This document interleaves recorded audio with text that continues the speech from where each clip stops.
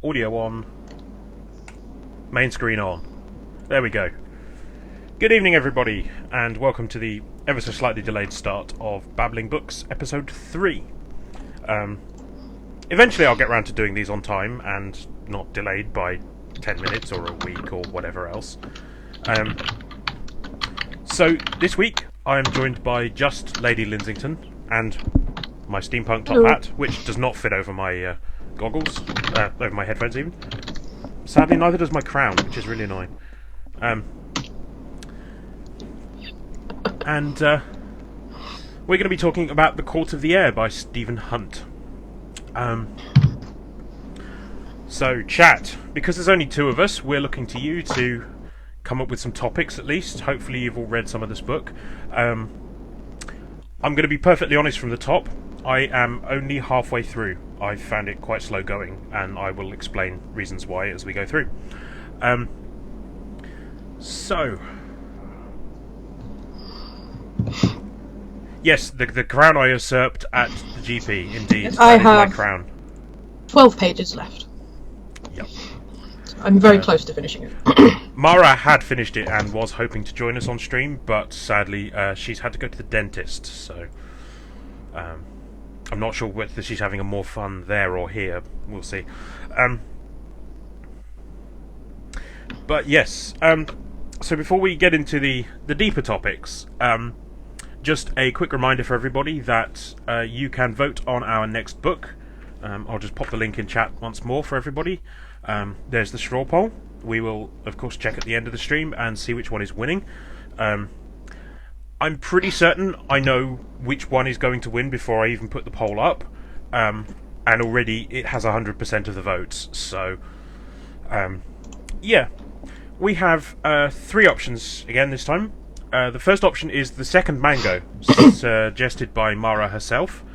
And this has a brief blurb.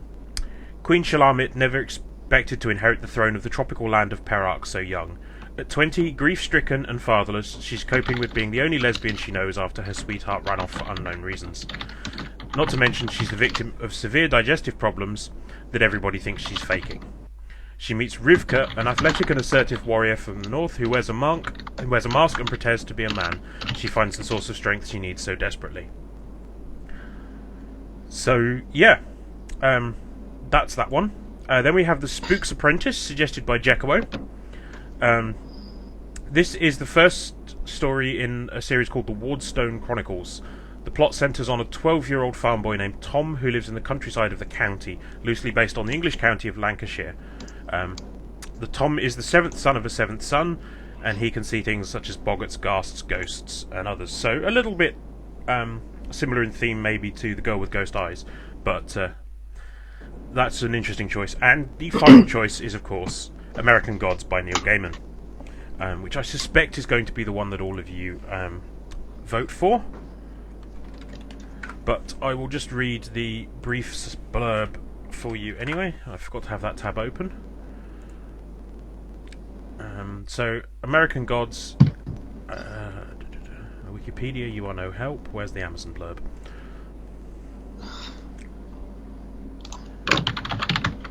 Yeah. No. Can't find a decent blurb. They all just talk about how many awards it's won. So, yeah. Those are your options. We'll keep voting for those throughout the episode. So yes, we'll talk about instead The Court of the Air by Stephen Hunt. Turns out I didn't actually own this, although I thought I did. I owned the next two in the sequence, but did not own the first one.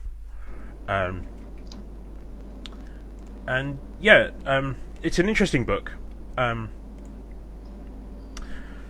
The blurb, when you read the back, talks about Molly Templar witnessing a brutal murder having just been apprenticed to a brothel, and doesn't give an awful lot of other detail. And I don't think that that's a very fair description of the book. Obviously I'm only halfway through so far, but there's three strands to this book. We have the story of Molly Templar, whose apprenticeship to the brothel lasts less than half a chapter in the end. we have the story of Oliver Brooks, a child.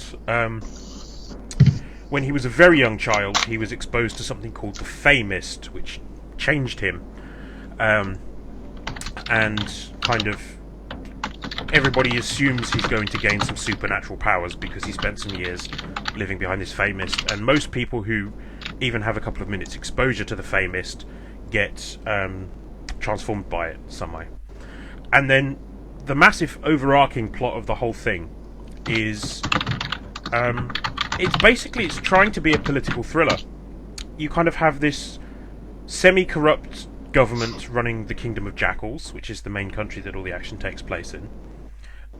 There's some kind of coup attempt going on. You then learn that the mysterious Court of the Air is literally a floating secret organisation that is above the government, literally and figuratively, and they do everything to keep everything in order. And suddenly you find different factions from the government and the Court of the Air, and indeed other governments, starting to sort of push these machinations together, all while he's trying to tell the story of Molly and Oliver. The problem I have with this, and part of the reason it's taken me so long, some of it is the steampunk stuff, which some steampunk authors only make up a few words. Stephen Hunt goes whole hog, and we'll talk about that a little bit later. But yeah, there's, as Zoso said, there's in chat there is effectively X-Men, wizards, there's steampunk robots, magical secret police.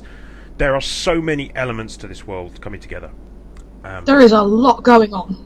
Yeah, for a first book, he's thrown everything at it. He did actually tweet I honestly thought I'd missed a book somewhere. Is there a book? Is there a prequel that I haven't read? Because I have a list of words I didn't understand. Yeah, and he did actually tweet me in response to one of my various tweets about this. His comment being, "Oof, that's a tough one for a book club."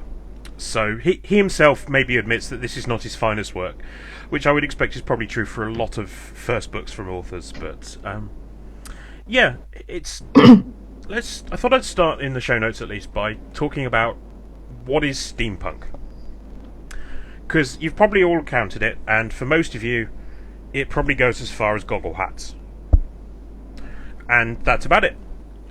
Goggles and gears. Goggles and gears. The main aesthetic of steampunk is that people love Victoriana. They love the aesthetic of the times. They like wearing fine clothing. But a large part of steampunk is taking modern technology and porting it over to Victorian technology. So you start out with things like Babbage's analytical engine being a computer. You end up with steam-powered robots and things like this, and they have airships instead of planes. And yeah, there's usually little subtle differences. You can usually take Victorian England, it's usually England, although often we'll see them set in the American Wild West as well. I mean, a great example actually of the steampunk aesthetic is the much maligned and absolutely awesome film Wild Wild West, starring Will Smith. The giant mechanical spider and all of their gadgets and things like that are perfect examples of steampunk done right. You may not think much of the film, but it's a very interesting example of steampunk hitting the mainstream. And it's taken form in different ways these days. Now we have things like steampunk rappers like Professor Elemental rapping about how much he loves tea. We have the British Steampunk Society having invented tea dueling, where you see who can dunk a biscuit for the longest. And yeah, so it's this huge, ever-evolving society, and it's something I love dressing up for, and I'm a big fan of steampunk. And I read some bits of steampunk fiction here and there because I love the aesthetic and I love the different ideas that people have of injecting this futuristic technology back into old times. This book takes it to a whole new level. And the world that he's created, we start with the Kingdom of Jackals, which is very, very loosely based on Victorian Britain. there are certain parallels. The city of Middlesteel is basically London with its river through it. Greenhall, where the government comes from Whitehall, is basically Whitehall. They have things like inflatable buildings. They have an underground atmospheric railway, which is basically Hyperloop combined with the tube. They have airships, which he calls aerostats. They run on cell gas. He's got a word and a term for everything. And that makes it very hard for me to parse at times. I'm sitting there reading the same page 4 or 5 times before some of the meanings behind the words and the slang and everything else kicks in. Oh, thank God, I thought that was just me. No. And it's like wading through treacle. Yeah, it's like wading through treacle. And it makes you feel like you're missing a glossary or a previous novel that explained all of this. He has a race of crab people called the Cranarbarians. They aren't really mentioned or explained until you first meet a girl, and the first line of description is that she's got a crack in her armour. And then it explains she's a Cranarbarian and she's a crab person who people normally live in the jungle, but she's lived in the city all her life. And it makes you stop for a minute and you have to pause what the hell a Cranarbarian is. Then you get your explanation. Well, you know, at one point, they escape on a boat that's driven by a grasper. Yes. I was 2/3 of the way through the book before I realised that they're 5-foot-tall furry people. Yes, they're basically mole people. Yeah. I only knew that because I have read the next 2 books, and they show up a little bit more and get a bit of a better description in those. There's also a huge section where you meet this newspaper writer. You meet Dr. Amelia Harsh, or Hash, I think she is. Harsh. You meet Professor Harsh. Yeah, you meet Commodore Black. You meet their friend Coppertrax. And they mention having an adventure that they've all returned from. And then there's not a lot more mentioned about it. You just interact with these characters as part of Molly's storyline. The second book, from what I remember, is the story of that adventure. And it focuses very much on this singular adventure, which is a little bit more refined in scope. But this one is huge. And in addition to sort of having to deal with the Kingdom of Jackals being sort of a mishmash of... It's mostly based on Britain, but there's some elements of the US in there as well. Particularly when you find out that their old language that's the equivalent of Latin is called Usglish. And I'm going to put that in chat for people who's not read. Usglish. US English. So it's like there's little bits of it. Yeah, this should have been sort of 2 to 3 books. And so, yeah, the world is huge. We have the Kingdom of the Jackals, which is effectively a monarchy largely styled on our current monarchical system, constitutional monarchy, that's the right word I'm looking for. Then you have Quater Shift, which is sort of basically communist France. Even down to the fact that they have their own equivalent of an Iron Curtain called the Curse Wall. That is a magic spell that walls the entire country in. We have Cassarabia, which is basically all the stereotypes you can think of for Arabia, with the added addition that they kidnap women and grow biological horrors in their wombs. Oh God, yeah. Yeah. We'll come. Parts of this book made my skin crawl. We'll come on to some of the body horror stuff later. There's a lot of it. And then we have the Steam Man Empire, which actually, to me, draws a lot of parallels to the Omnic temples from Overwatch, in that they live high in the mountains and are basically robot Tibet. And so you get all of these things thrown at you with little hints about the lore behind them and the world he's built. And it's a lot, and he's throwing these things constantly at you. And yeah, it's a lot to take in. The world is beautifully crafted. The lore behind it is all very fascinating, but it gets revealed to you in such tiny dribs and drabs that it can make it very, very hard to parse at times. I don't know if you thought that. I did. It isn't well explained. It really, really needed a glossary, like June. Because if I'd had something at the back, I could have just gone to, okay. Yeah. Because it seriously took me 2/3 of the book to figure out that the graspers weren't human. Because nothing was explained. Yeah.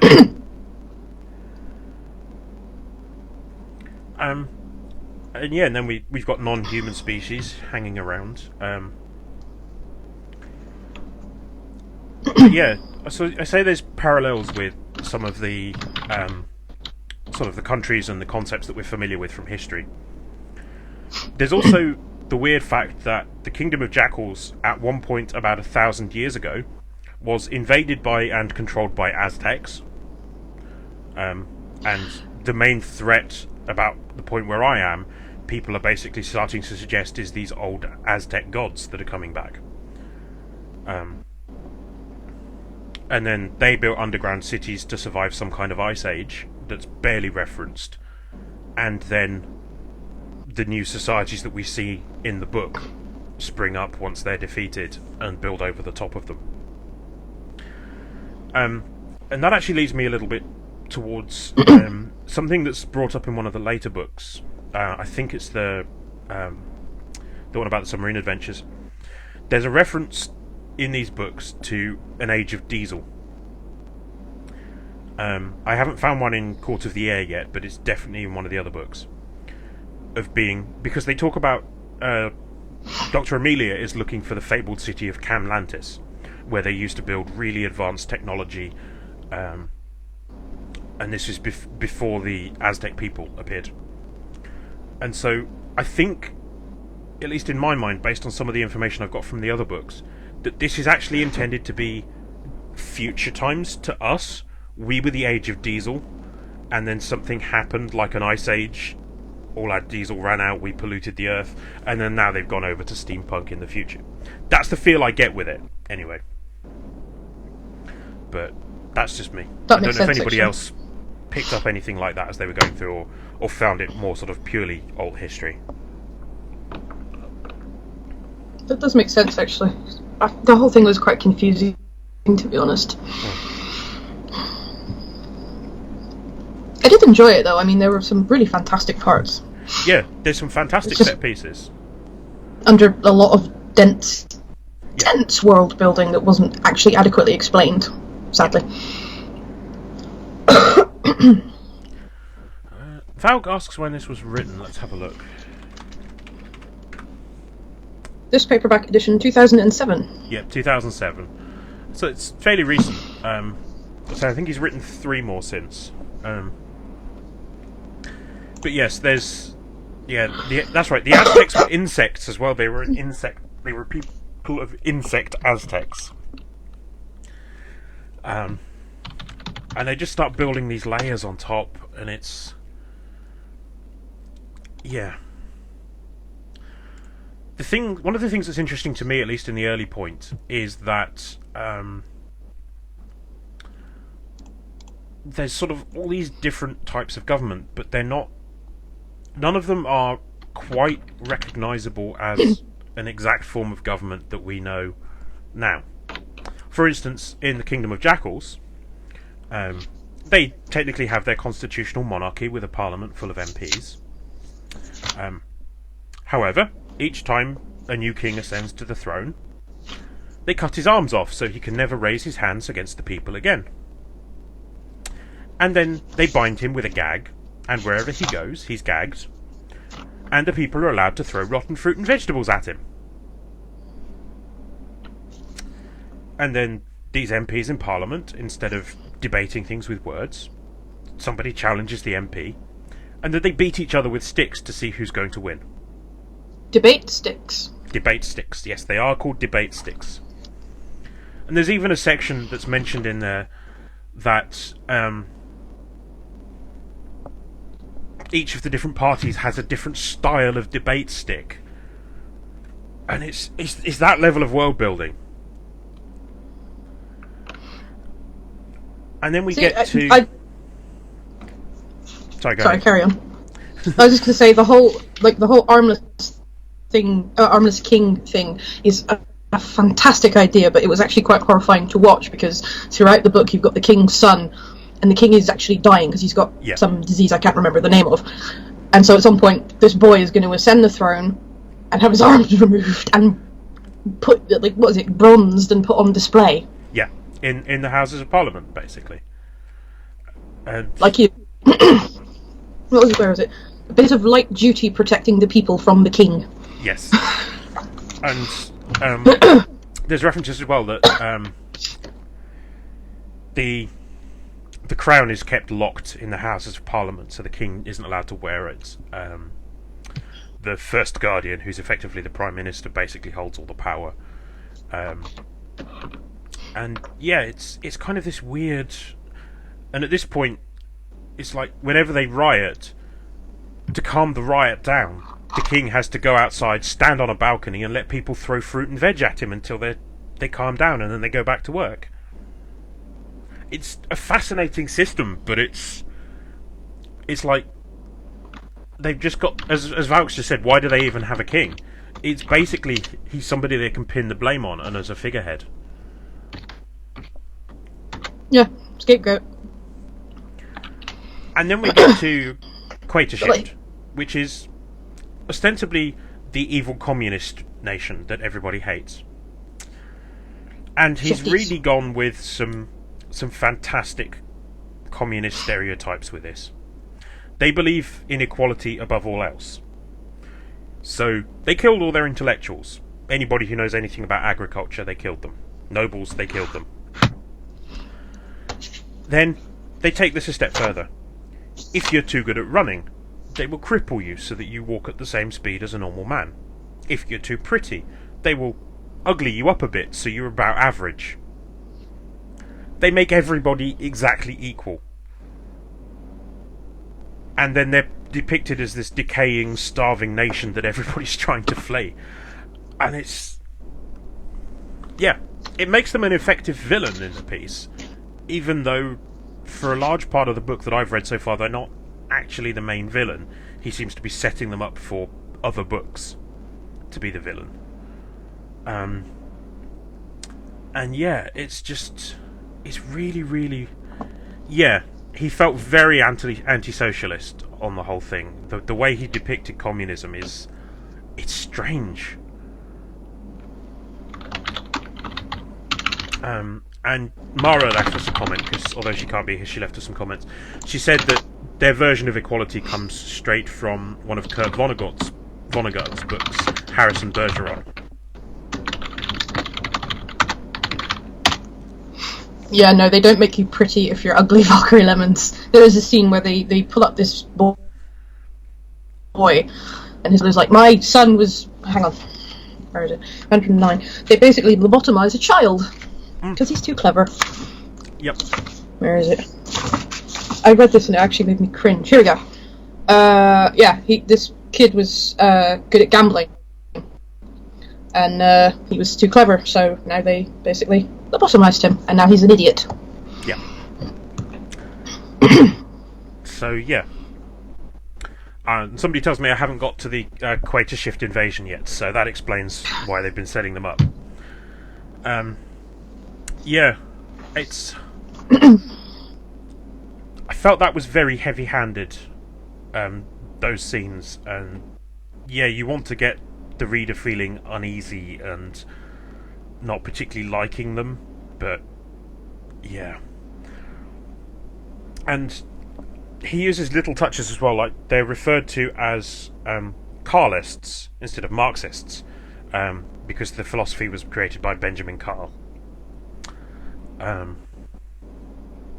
And yeah, it's...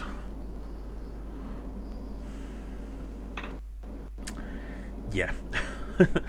I wasn't overly sold on that. It was a very strange system. But that's what I had to cover about world building. Did you want to say anything about the world or anything in there, or?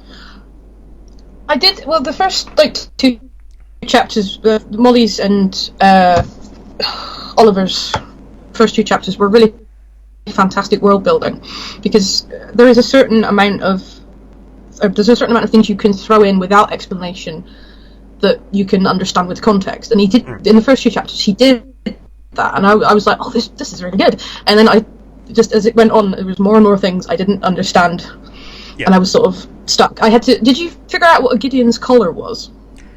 Yeah, it's. Or is that a thing? It's very. I don't know if it's an actual thing, but the idea is that it shoots a bolt through your neck like they do with pigs in an abattoir. Oh, okay.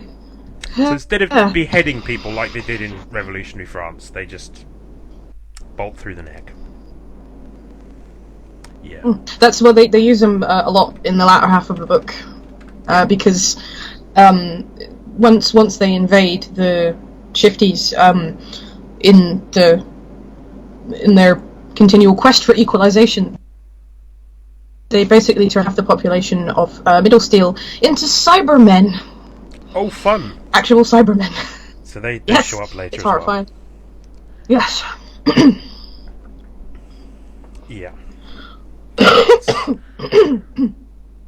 But it was like there's so many little things that were brought up and then never mentioned again. I really wanted to like this book because there was some really fantastic writing in it. It was very uneven, like Professor Harsh, but there were some really great names in it as well. Like, did you get to the part where Oliver gets a gun? Yes, and I love the description lock and of how load. the gun works, and load and lock. Yeah, which is kind of interesting. It was that whole chapter where he gets the gun was a really fantastic piece of writing. I very much enjoyed that, and the glass ammo stuff like that.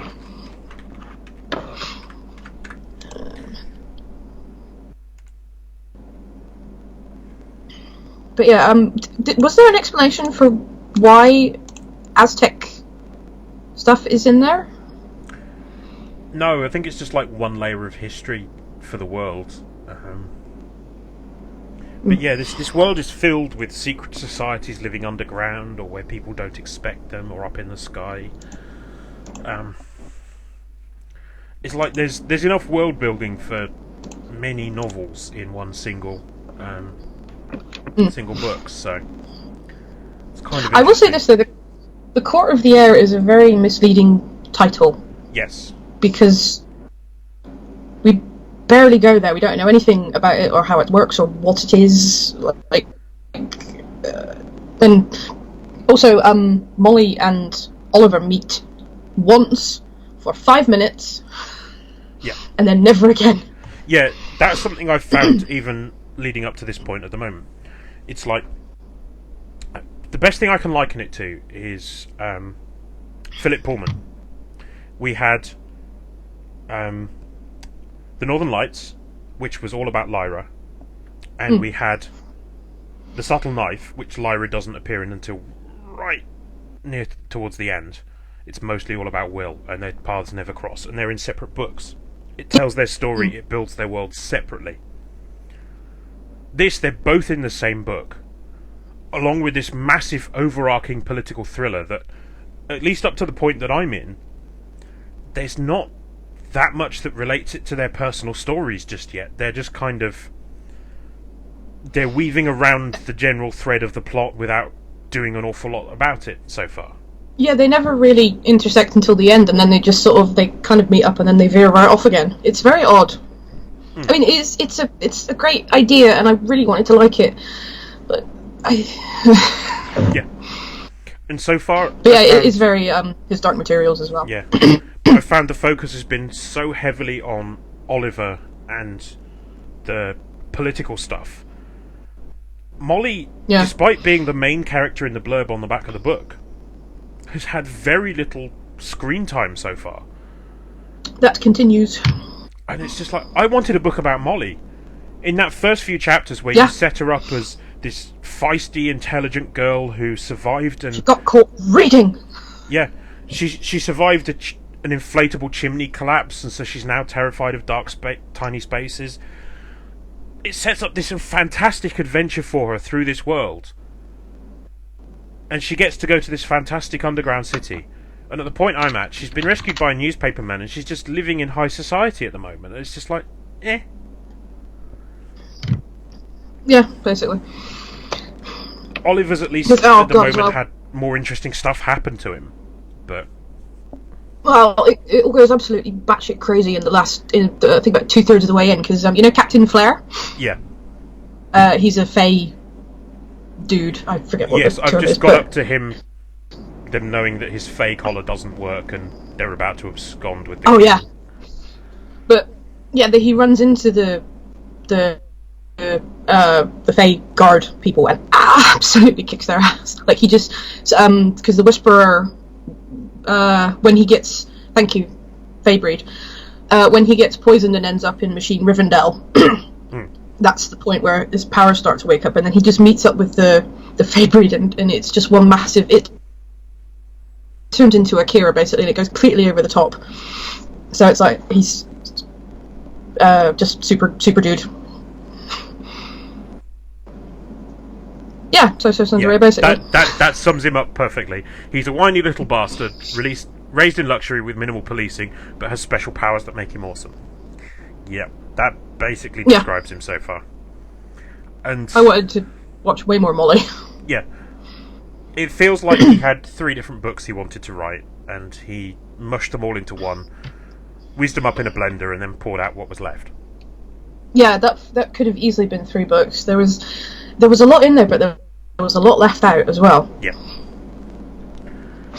I think that would have pasted a lot better, instead of you getting these sort of quite fast action sequences, which you can read through really quickly, and you're like, this is really, really good, and you're reading through, and then suddenly you hit this point where, mid-chapter, it's not even at a chapter break, it's just one paragraph to the next, you suddenly flip from, they've just got out of this scenario, into talking about the political stuff and more political discussion, and they start talking about the 2-year war against Quater Shift or something like that, and there's just, 20 pages of world building before you get to some action again.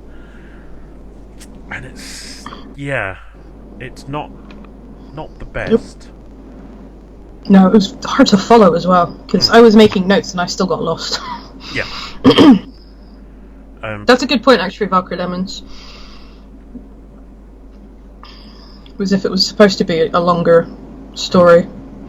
Yeah, he might have pitched them something quite different from what ended up actually going to press.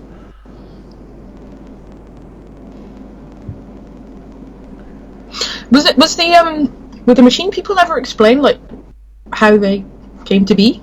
No, and that's another one. Because they were fascinating.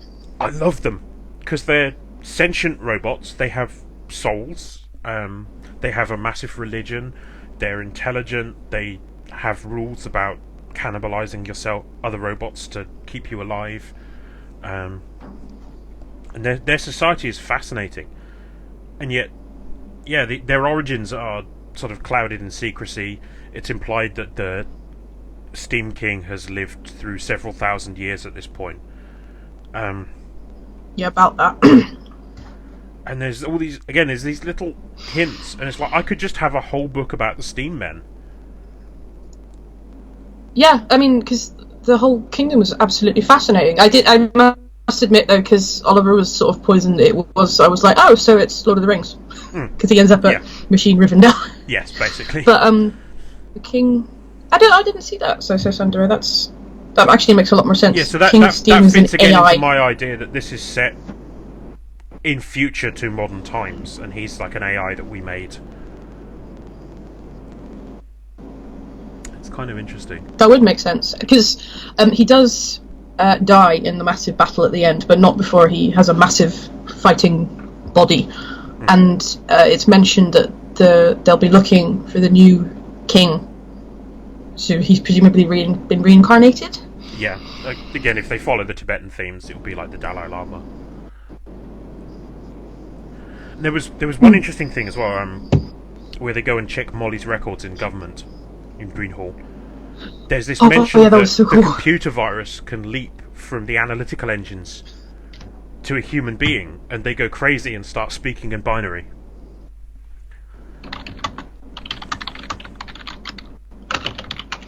Yeah, and the guy needs some punch cards so he can talk to his wife for a day. That was so sad.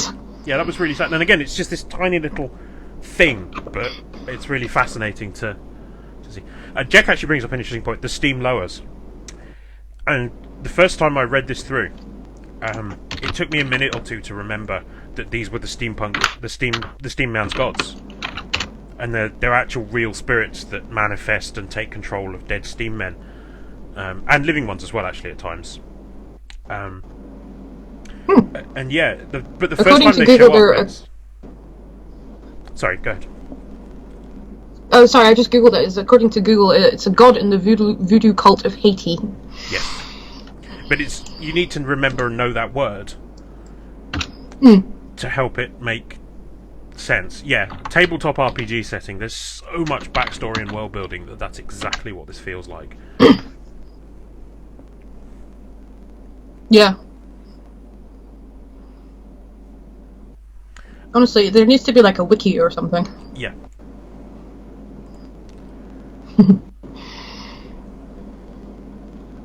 Actually, that would make a really good tabletop game. Huh.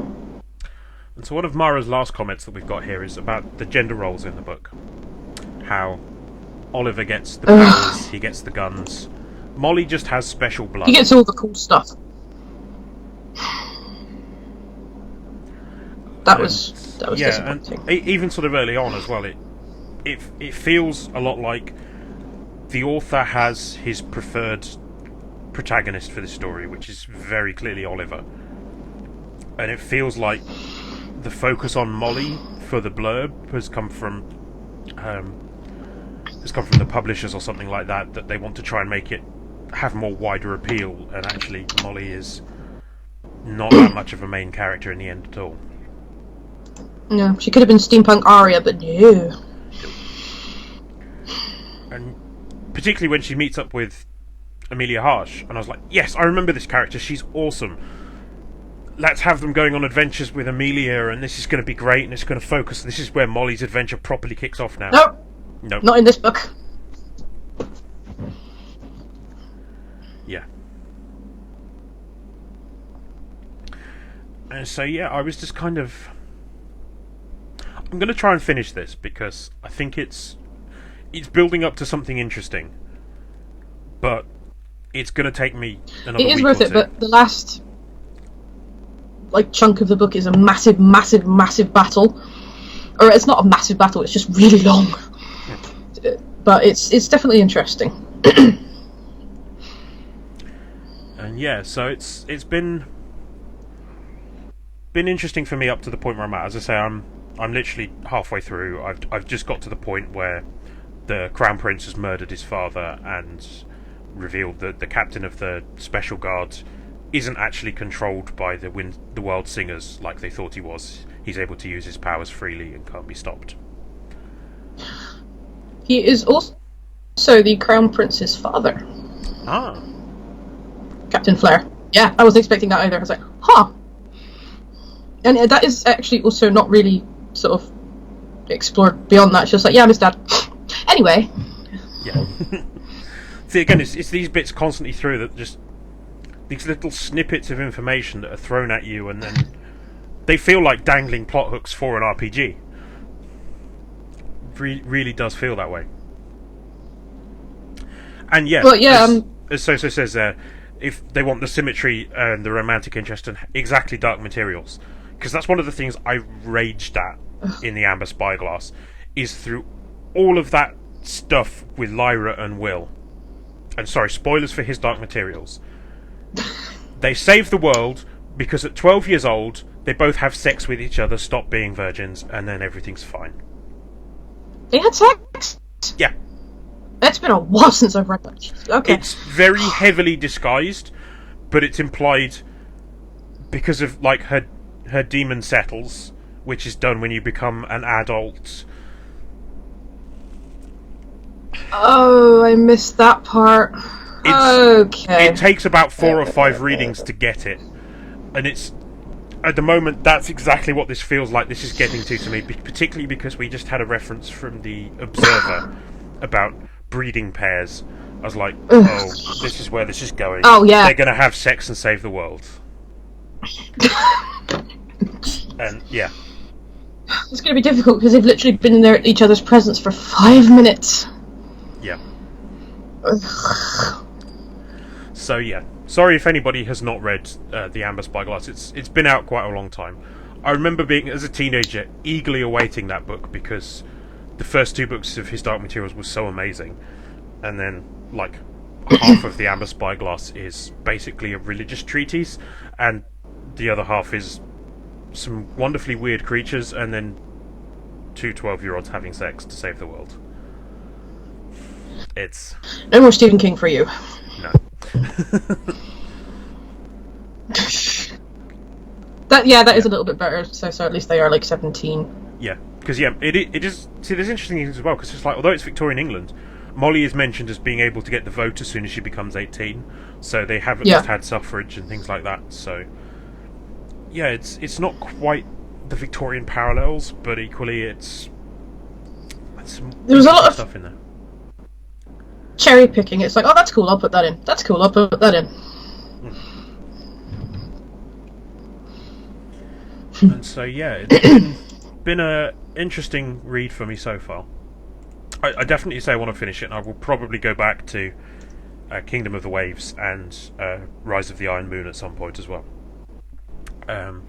Because I do like the world that he's setting up. There's a lot of detail and depth to it, but yeah, this definitely shows as an author's first work, I think. In a genre that, when this was released, 2007, it's steampunk literature and steampunk weren't as big things as they are now. We're probably still quite into the infancy of that movement. I forget what the exact official starting date for steampunk as a movement is. Somebody will tell me. Does steampunk usually have, like, that much magic in it? It depends on the setting. Some go quite heavily into magic, others go a lot more to just steam, but often what you find is that they'll have glowing green crystals as mysterious power sources and things like that. Because I haven't read much steampunk. I've only really read a few books by Sherry Priest. Yeah. Which is mostly I can recommend a few mechanical stuff. Sure, who's up for a list?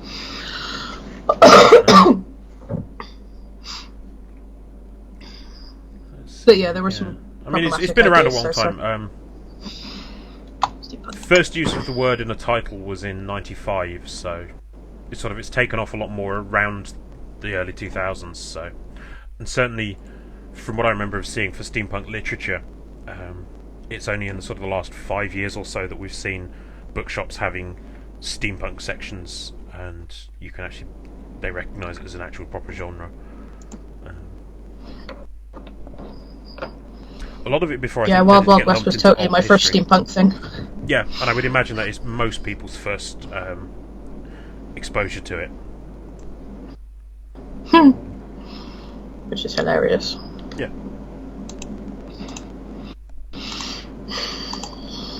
Yeah, Different Engine in 1990 is probably one of the standout books that sort of introduced the idea.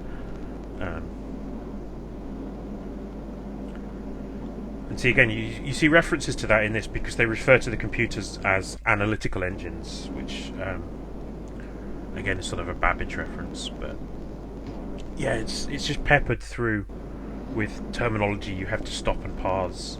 So aerostat was one of the easier ones, but there's more stuff later on, and then you have to keep all the locations straight. Particularly hard for me because a lot of the locations are kind of mangled county names from current existing counties, which was confusing me a little bit. I don't know if you found that at all, Lindsay. Yeah, I couldn't really follow that either. But I also didn't realise that the steam men were people. You know, at the beginning where the inflatable tower collapses, I thought it was just a machine. I didn't realise it was a metal dude it or takes whatever. Until you start to you meet Slowcogs with Molly that you start to understand that actually they are more than just mindless robots doing a task that they're programmed for. They're actually sentient. um, which is kind of interesting. But yeah, it assumes a lot. Like the book reads like you're coming into this with a lot of knowledge that you don't have. Yeah.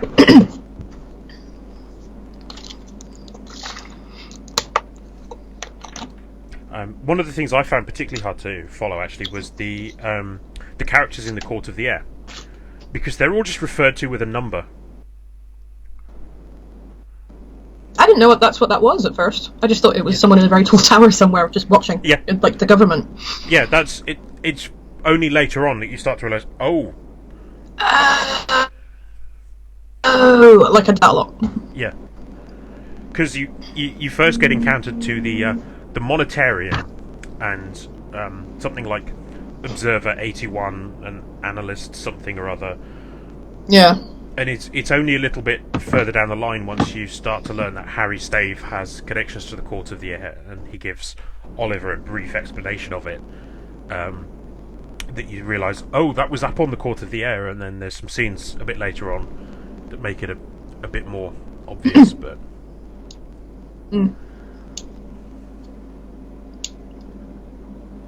Harry Stave was interesting. Like he kept saying, "Oh yes, the untrustworthy Harry Stave," and I was like, "Why is he untrustworthy? Where did that come from? He seems like a cool guy." It was never explained why. Yeah. Yeah, he's just, everybody just goes, "Oh yeah, Harry Stave, he's untrustworthy." Oh, that rogue. Why? Yeah. There was a lot of showing, but not nearly enough. Like could have done with some telling. Like I don't know if you've ever read The Lies of Locke Lamora. One of my favourite books. It's not steampunk, I know, but yeah, because that does it perfectly. Like there's just enough that it's recognisable, and what isn't is explained, and you get the idea of the universe straight away. As I said, the Court of the Air is heavily influenced by The Prisoner. I was getting that feeling, and you can see his pop culture references all throughout. And yeah.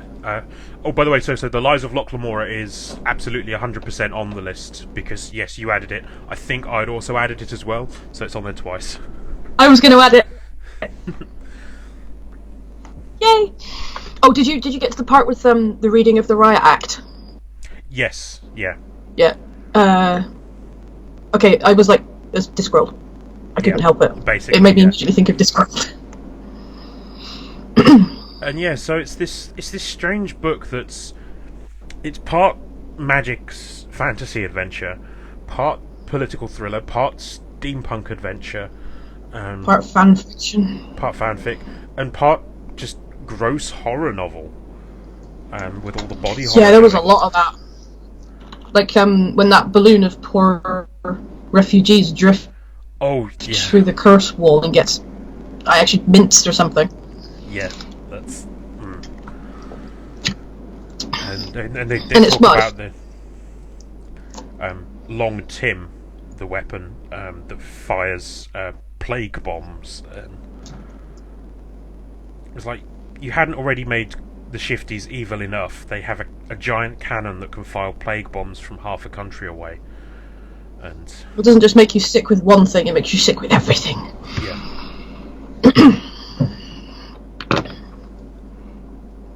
It's like what happens to the Whisperer, because he does get out. Oliver releases him, and he basically does a glamour to make himself look like how he would look if he hadn't been exposed to the Fey Mist.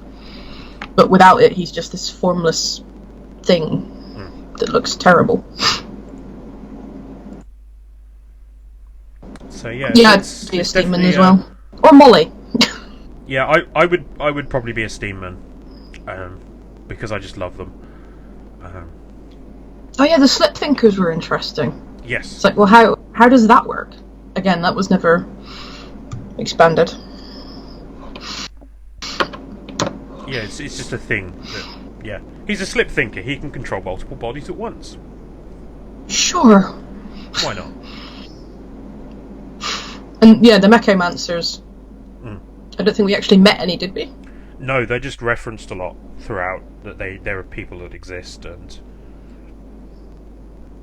the Steam Men generally. And the Steam Men are not. Well, because of poor Silver One Stack. Yeah. He's an abomination. That was very sad, actually. For those of you in chat, I'm just going to give you the straw poll link again for book voting, because I think we're sort of heading towards wrapping up a little bit here now. We're almost an hour in, maybe 50 minutes, because I started a teensy-weensy bit late. Yeah, Molly is kind of a natural mechnomancer. And see, that was so sudden as well, because it's like, throughout all of the introduction to Molly, we've not been given any hint that she can do this until she starts talking to Silver One Stack. And then she just allows him to see in colour again. She just reaches in, swaps a couple of circuit boards, and suddenly he's fixed. And it's... She's Metal Jesus! Yeah. It's like, yeah, there's the Mary Sue. Well, I mean, it is mentioned once, literally, where it's, when the tower falls. Yeah. Oh no, that was Oliver.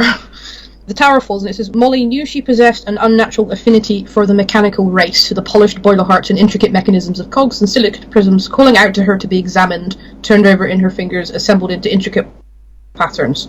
Oh, yes, okay. I forgot that. There's that one Sure. line, yeah. And she tries to call out with her mind to the Steam Man to rescue her. I'd forgotten about that. Who does. Yeah. That's kind of... And then it's just never mentioned again until she fixes, yeah. But yeah, so I'm kind of torn on it, because there's bits of this book I like, and there's definitely bits of the world I like, and there's bits I could really do without.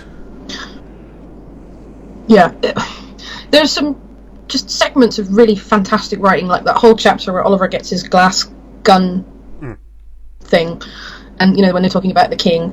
But I could have done with like a reference or a glossary or just a teensy bit more exposition. It should have been more than one book. Absolutely. Definitely, because I love the universe. I want to know more about it, just maybe not from him. Yeah.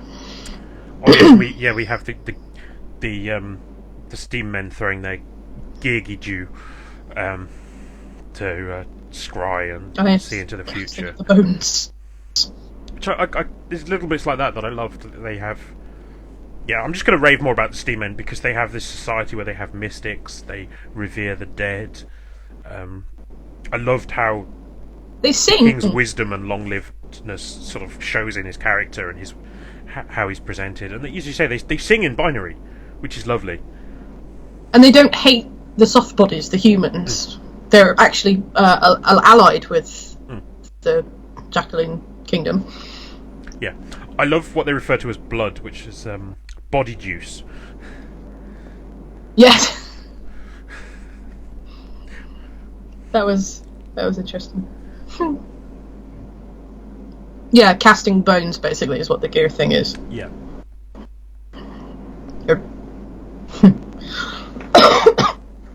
So yeah, definitely a long read. I mean, I've been at it for a week. I tend to read the books a little closer to time because I like to have them fresh in my head. Normally that's enough time for me to clear through it, but there's so many bits where I've had to go back over the page 2 or 3 times.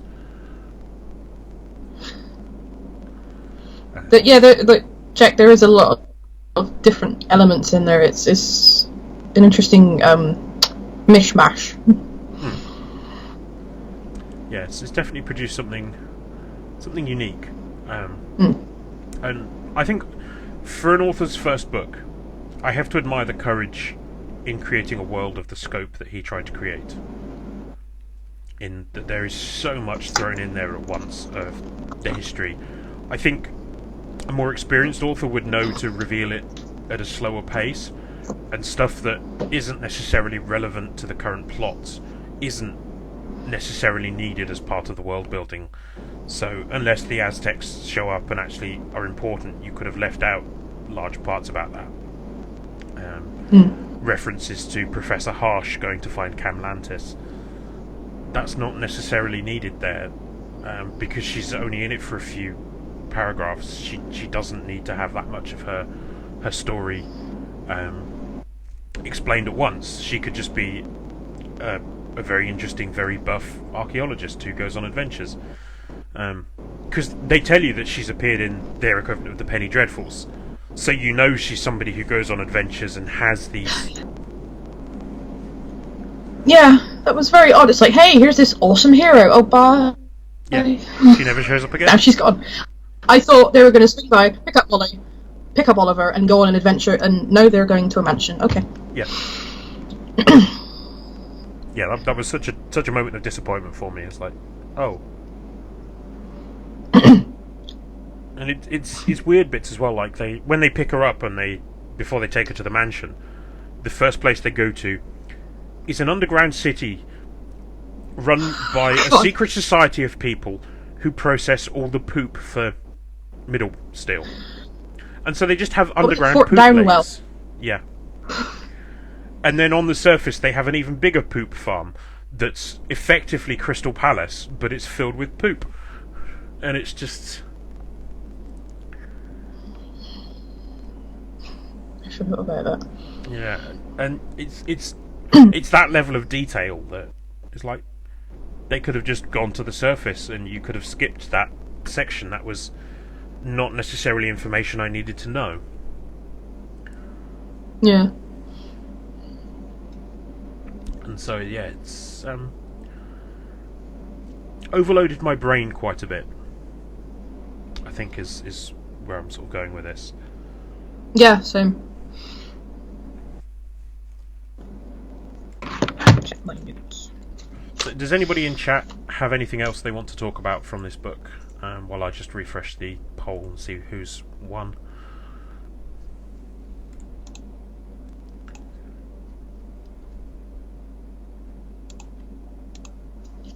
Yeah, Jack actually is talking about having the Aztec gods showing up as a big bad early on. Because we discover that the underground city was created by them. We get some details on enough details at least that you go, oh yeah, they're going to be Aztecs because of the way the names work. And yeah, and then you get the city kind of having the when he's talking about when we see all the communists being equal, and then he does a ritual sacrifice and sacrifices the hearts of these two people to the old gods. You're like, oh, some shit's going down here. And then Molly gets rescued and leaves. And for a large section of the book, up until when Oliver gets to meet the Observer, they aren't referenced again. And then the Observer goes, oh yeah, the Wild Coatl or whatever they're called are the big bad. And then they're not referenced again.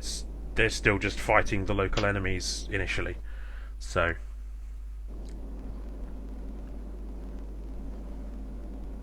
And yeah, Jack makes a good point. There probably wasn't anybody else going to win when we've got a Neil Gaiman book on the list. I'm hoping that means more of you are willing to read along and some more of you are willing to come on stream.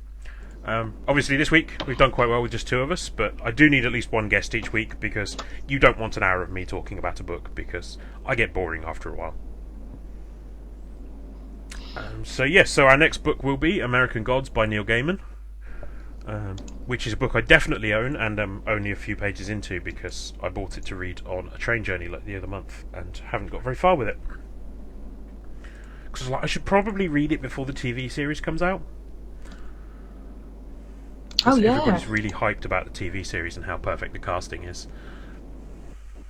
What's the other one? Oh, the Stephen King, the Dark Tower series as well. Aren't they making that into a series? Yeah, that's being made into a Matthew series. McConaughey.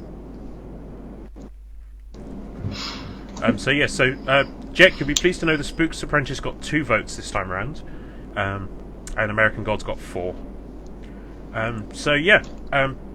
Spooks Apprentice and Second Mango will go back into the pool, and if the random number generator pulls them again, they'll be back up for voting another time. That's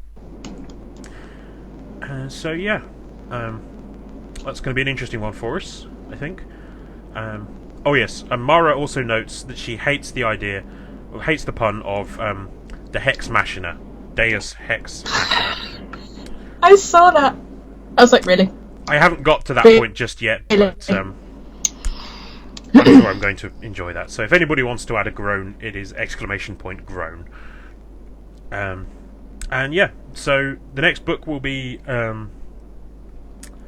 The American Gods by Neil Gaiman, and we will look to run first Saturday of the month, because it's February. It's the 4th of March, so we will hopefully all see you for the 4th of March, and hopefully with some interesting things to talk about, because Neil Gaiman is one of those authors that usually gives people things to talk about, so I'm kind of looking forward to that. So I guess that leaves me just to say a huge thanks to my guest, Lady Linsington, for agreeing to come back a second time and having read more of the book than me, because that's always handy, because this could have been quite an awkward stream otherwise. Yes, I actually said things this week. And also thank you to Dial M for Mara, who, although she couldn't be here, did leave us some notes about her thoughts on the book as well. So yes, and thank you to everybody in chat for joining us as well. Your discussions as ever have been fantastic. It's great having you all along, and yeah, look forward to seeing you for the next one. So thank you so. Thank you, Keab. Thank you for having me on. It's been fun. Yep. Did you want to tell people where they can find you on the internet at all? Obviously, I've got your Twitter handle up there on screen, but I don't know if you. Oh yeah, I am Lady Linsington. I actually want to start streaming games on Twitch at the end of the month on at Lady Linsington. So please come and check that out. It'll possibly be a train wreck. Let's find out together. Well, if anybody's ever seen me stream games, train wrecks do occasionally work, and I'm pretty sure you'll do a lot better than that. So, thanks again. Bye, everybody. Oh, thank you. Bye-bye. Bye.